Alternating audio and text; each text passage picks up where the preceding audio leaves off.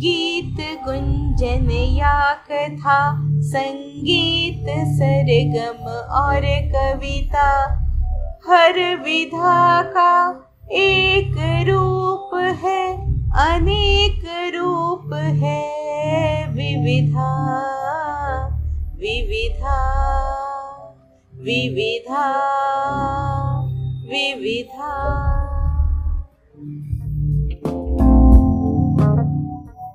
नमस्कार, आपको विविधा कार्यक्रम में स्वागत है।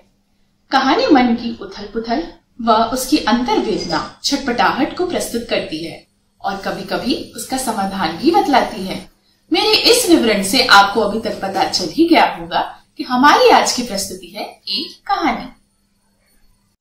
नमस्कार, मैं डॉक्टर शैलचंद्रा, नगरी जिला धमतरी, छत्तीसगढ़ से। आज विविधा कार्यक्रम के अंतर्गत मैं अपनी लघु कथाएं प्रस्तुत करने जा रही हूँ। आशा है कि मेरी लघु कथाएं आपको जरूर पसंद आएगी और विविधा कार्यक्रम के लिए मैं आदरणीय सुजाता शुक्ला जी को भी धन्यवाद देना चाहूंगी। तो लीजिए सुनते हैं लघु कथा। मेरी पहली लघु कथा का शीर्षक है मां का कमरा। राजेश जी के नए मकान का उद्घाटन था। उन्होंने पाश कॉलोनी में जमीन खरीदकर शानदार बंगला बनवाया था। उनके बंगले में चारों तरफ लगे हुए महंगे मार्बल और ग्रेनाइट संगमरमरी एहसास दिला रहे थे। वे बड़े ही उत्साहित होकर अपने मकान के एक एक कमरे को दिखा रहे थे। देखिए, इन सब कमरों की लाइटिंग भी इम्पोर्टेड और मॉडर्न है। बाथरूम के शावर और एसेसरीज देखिए, इनमें से अधिकतर चीजें इंडिया के बाहर की हैं। मकान वाकई भव्य था। कमरों की छतों पर बड़े ही कलात्मक ढंग से बने हुए आर्किटेक्चर शाही होने का सबूत दे रहे थे। मैंने कहा, वाह, बहुत खूब। तभी मैंने देखा कि उनके बंगले से सटे हुए 2 कमरों का अलग सा घर दिखाई दे रहा था। वहां से एक वृद्धा लाठी टेकती हुई हमारे पास आई और कहने लगी, राजेश बेटा, खांसी की दवाई कल रात से खत्म हो गई है, जरा मंगवा देना।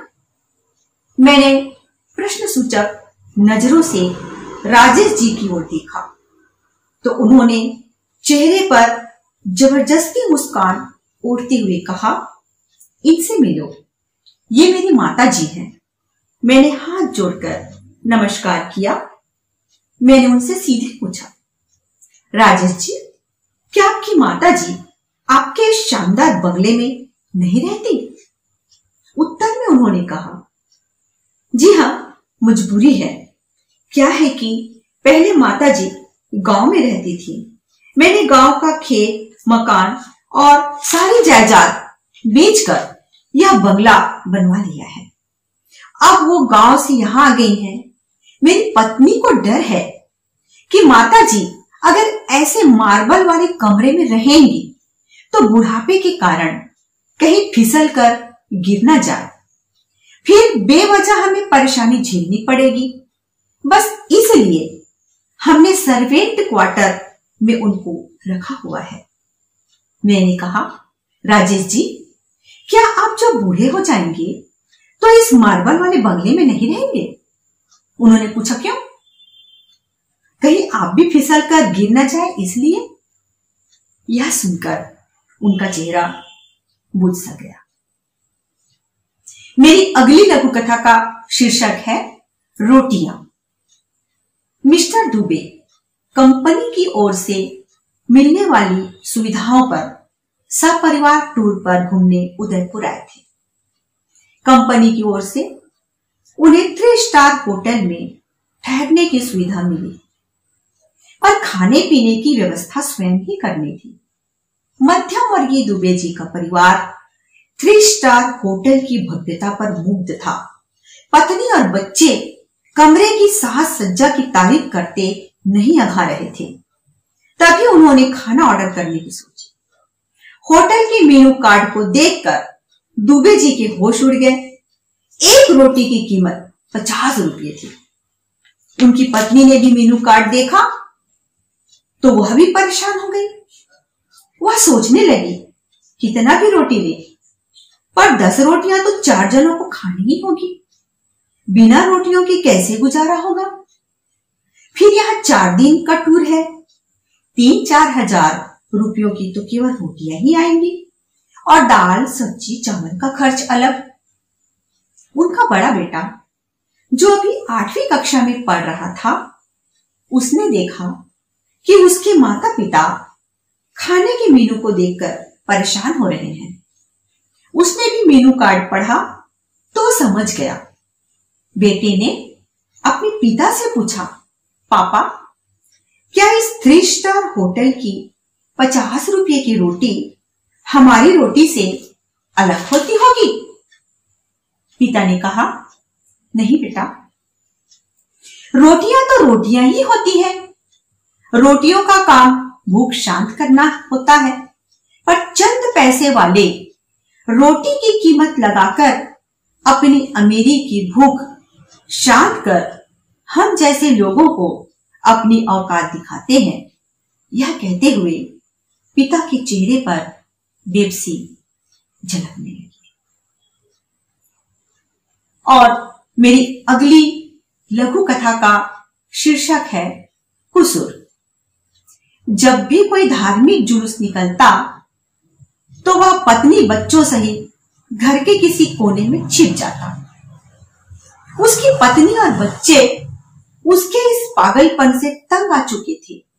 पत्नी ने कई बार चाहा कि किसी मनोवैज्ञानिक से उसका मनोपचार करवाया जाए, पर वह हर बार पति को बड़े प्रेम से समझाता कि वो पागल नहीं है और सचमुच वह किसी धार्मिक जुलूस के गुजर जाने के बाद सामान्य हो जाता। आज ऐसे ही एक धार्मिक जुलूस उसके घर के पास गुजर रहा था। वह चीखने लगा, घर के दरवाजे खिड़कियां बंद करने लगा, बच्चों को पकड़कर उन्हें छिपाने का प्रयास करने लगा। बच्चे पूछ रहे थे, पापा, जुलूस में शामिल लोग तो कभी राम, कभी अल्लाह, कभी गौर, कभी सत श्री अकाल को पुकारते हुए चलते हैं, फिर आप उनसे डरते क्यों हैं? वह बता रहा था, 92 की दिसंबर की कड़ाके भरी ठंड में ऐसे ही कुछ धार्मिक लोग जुलूस के रूप में उसकी गली से गुजरते हुए उसके घर घुस आए थे और उस जुलूस में शामिल लोगों ने उसके माता पिता और भाई बहनों को मार डाला था। वह पलंग के गद्दों के बीच छिप गया और अपने पूरे परिवार को मरता हुआ देख रहा था। धार्मिक दंगाइयों ने उसे भी ढूंढा था, पर वह उनकी नजरों से बच गया था। बच्चे पूछ रहे थे, पापा, कुसूर क्या था? वह कह रहा था, कुसूर इतना था कि हमारे धर्म अलग अलग थे।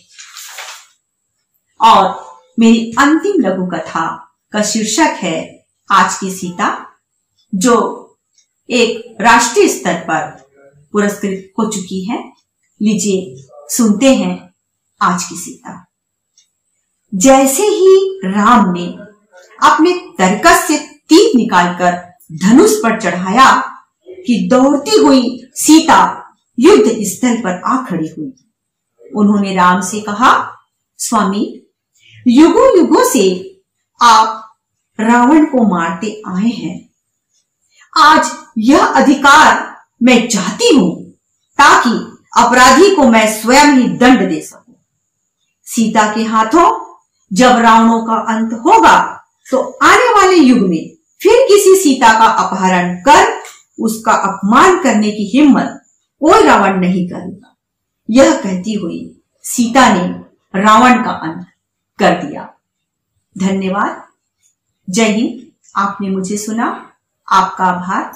धन्यवाद। जय हिंद, जय भारत, जय छत्तीसगढ़। उम्मीद करती हूँ आपको हमारे यह कार्यक्रम पसंद आया होगा। अपनी प्रतिक्रिया देने के लिए इस वीडियो को लाइक, शेयर व कमेंट करें। वह अपने सुझाव और इस कार्यक्रम में भाग लेने के लिए कमेंट सेक्शन में जाकर कमेंट करें। धन्यवाद।